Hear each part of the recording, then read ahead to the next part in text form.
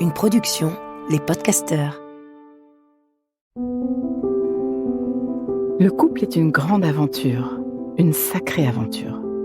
Tous connaissons des joies et des peines au sein de nos couples, et tous avons besoin d'éclairage. Et il n'y a pas d'école pour cela. Alors, bienvenue dans ce podcast de l'intelligence amoureuse.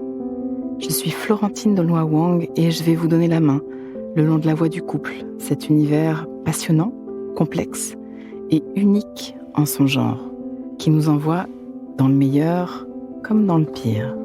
Passionnément, j'apprends, je crée et je transmets des outils pour ouvrir toutes les possibilités de l'amour en nous et entre nous, pour laisser l'amour faire son travail et nous ramener à nous-mêmes, pour nous aider, tous et chacun, à fertiliser l'espace du couple.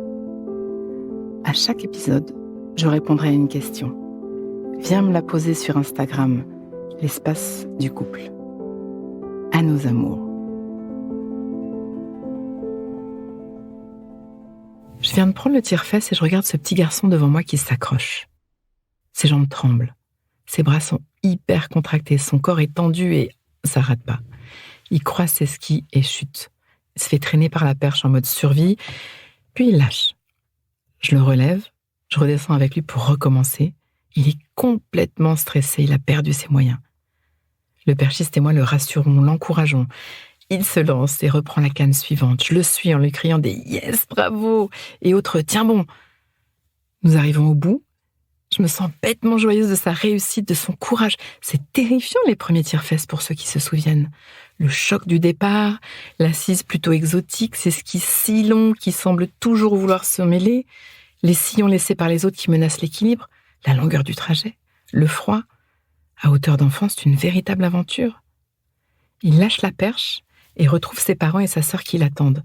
Il parcourt son dernier mètre. J'ai hâte de célébrer ça avec lui, d'arriver et faire un check ou autre danse de joie. Et je les vois qui se mettent à le pourrir. Ça fait 1 heure qu'on t'attend, t'es nul. C'est quand même pas difficile. Décidément, t'es champion pour nous pourrir la semaine. Aucun espace pour célébrer sa réussite, son courage. Juste du rétrécissement. Je le vois sur son corps. Je viens lui glisser un « bravo champion, tu l'as fait » de tellement peu de poids au regard de ce que ses plus proches viennent de lui asséner. On ne mesure pas l'impact de notre petit monde sur la construction de soi. Quelques minutes avant, pendant que j'enfilais mes chaussures, une maman hurlait sur sa fille qui n'aimait pas la sensation de ses bottines de plastique, si lourdes et inconfortables. Elle avait juste pas envie d'aller skier. Elle voulait rentrer. Cette maman ne se rendait pas compte à quel point la petite était terrifiée. Ça glissait, elle n'avait aucun repère et ne recevait pas de soutien. Dans l'inconfort et le nouveau, elle avait besoin d'aide, mais se retrouvait face à comme une ennemie. Cette petite fille, elle, son regard disait la terreur, la solitude. Ses yeux disaient zéro sécurité. Combien d'entre nous avons vécu cela ? Notre pilier, notre personne ressource, qui devient une ennemie. À chaque sortie dans le monde, je me heurte à des scènes qui me tordent les tripes. Les adultes n'ont pas toujours idée de ce que nous vivons enfants. C'est le journal d'un quotidien ordinaire, une chronique de la violence ordinaire, parce que c'est de la violence. Nous apprenons bientôt que nous devons nous débrouiller seuls, que nous sommes nuls, incapables, que les personnes que nous aimons le plus ne sont pas un lieu de sécurité, qu'on a le droit de pourrir l'autre. Nous savons tous parfaitement comment couper l'empathie et détruire au nom de nos émotions passagères. Imaginez cette petite fille et tout ce qu'elle a appris ce matin en quelques minutes. Ton corps t'envoie un message d'inconfort, mais tu ne dois pas l'écouter. Ta peur n'est pas une boussole, elle est à terre. L'autre sait ce qui est bon pour toi. La personne qui t'aime a le droit de te pourrir et de te malmener. Tu n'as pas l'espace pour dire non. Tu dois te débrouiller seul. Tu encombres avec tes besoins. Tu n'es pas à la hauteur. Tu n'as pas envie, mais tu vas le faire quand même. Et j'en passe. Vous comprenez comment nous tissons tous et chacun ce monde qui nous est si difficile à vivre ? Regardons notre responsabilité, les yeux grands ouverts. Évidemment, le système nerveux de cet enfant s'est mis en carafe. Évidemment, elle s'est mise à hurler. Pas un caprice, non ? Un désarroi profond.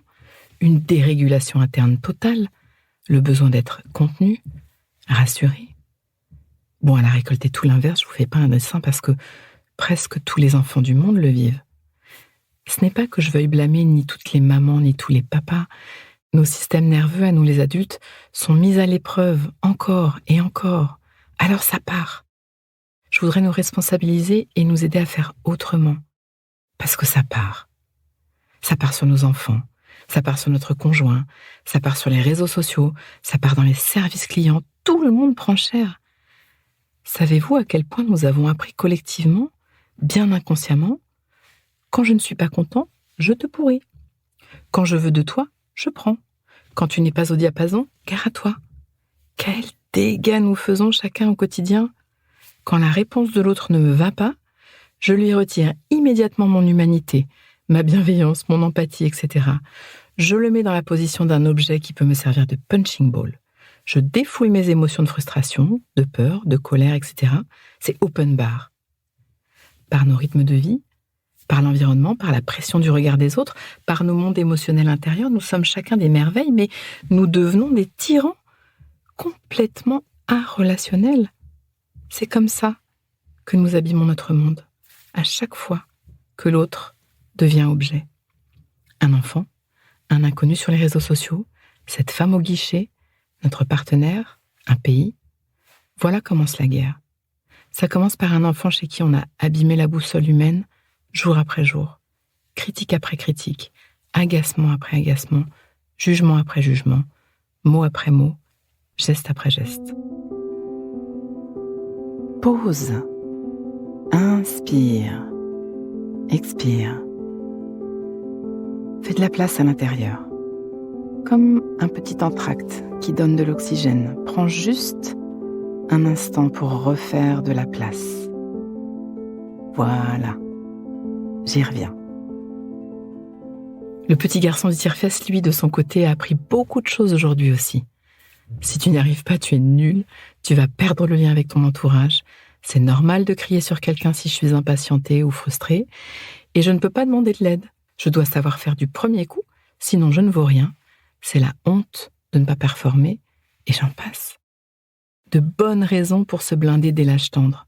Parce que, évidemment, les messages que mes tout proches vont m'envoyer enfant vont avoir une portée spéciale, vont creuser des sillons particuliers. Et même si quelques étrangers auront pu semer des graines fertiles sur ce terreau que je suis, l'empreinte est forte.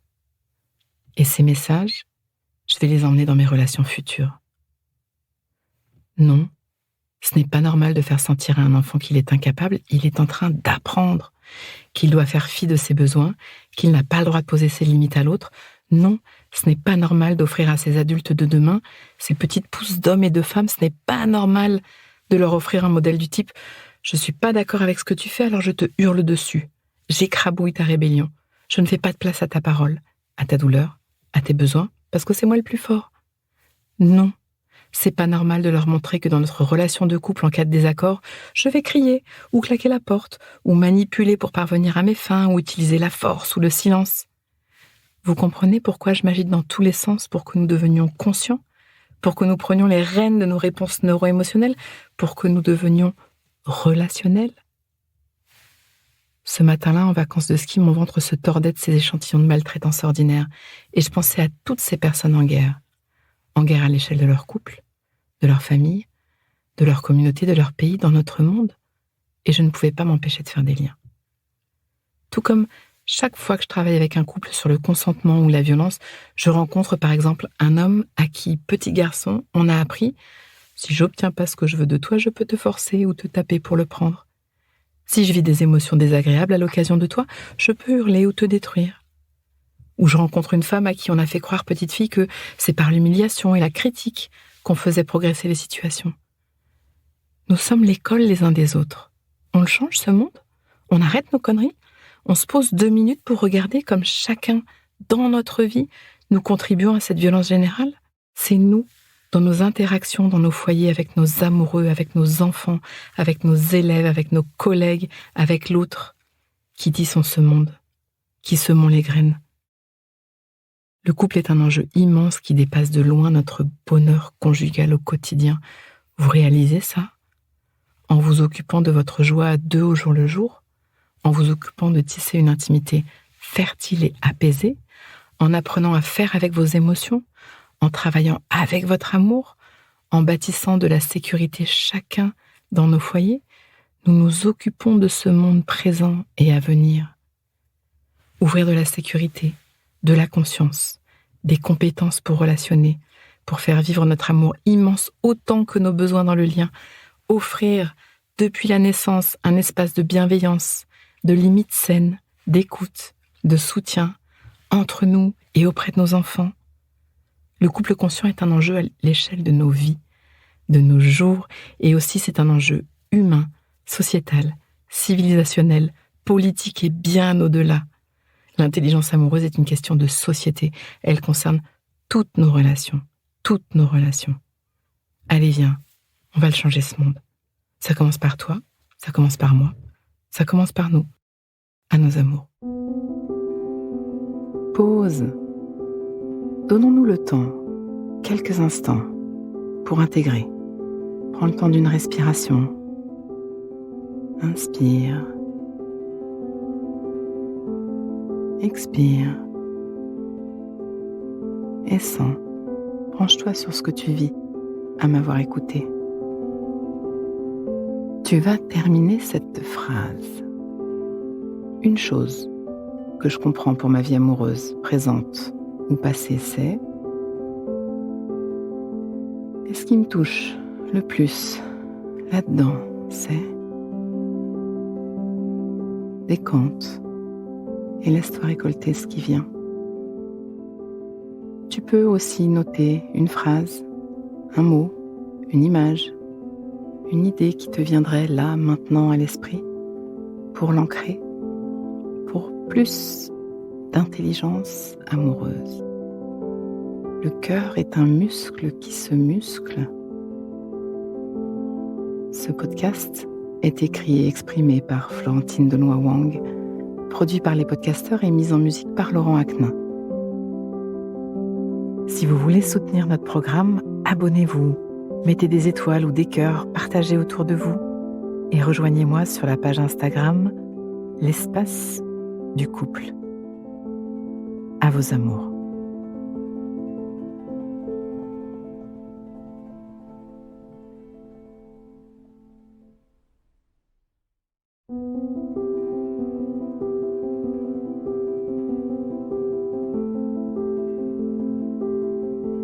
Ne manquez aucun épisode de l'Espace du couple. Abonnez-vous et mettez 5 étoiles sur Apple Podcasts, Deezer ou Castbox.